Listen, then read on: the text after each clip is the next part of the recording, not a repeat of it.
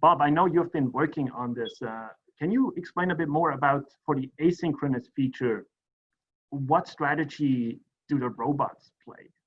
I guess that varies from game to game, but could you talk a bit more about that? If students are not playing their classmates, how does this work? Yeah, so you're right that this is something that I have been working with MobLab on,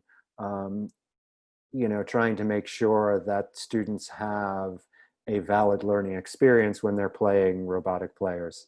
And I would say, where MobLab is going, right, is more and more games have play that is consistent with what students actually do.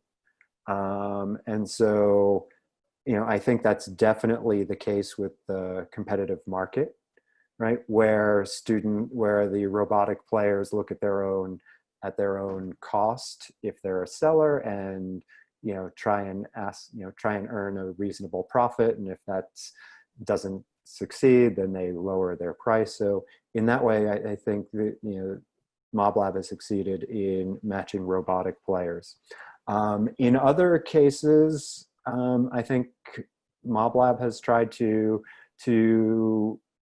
make sure students get a good result by having smart robot strategies. And so, for example, in our comparative advantage game, or in MobLab's comparative advantage game, right, the robots are going to propose trades, right, that leave both parties best off. And so students can propose their own trade, but their partners are going to propose trades that are Pareto improving, right? And then finally, something that I hope MobLab continues on is for games like Prisoner's Dilemma, for games like Push and Pull, where MobLab has started to enable instructors to choose what strategies the robots play.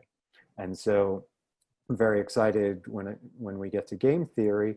My plan is there's a MobLab module for a one-shot Prisoner's Dilemma. And one-shot Prisoner's Dilemma, the robots play defect all the time, right? And then in the module on repeated games, right? So in the one-shot game, we show how hard cooperation is under certain circumstances, right? In the repeated game, we show that repeat interaction, right, can enable cooperation.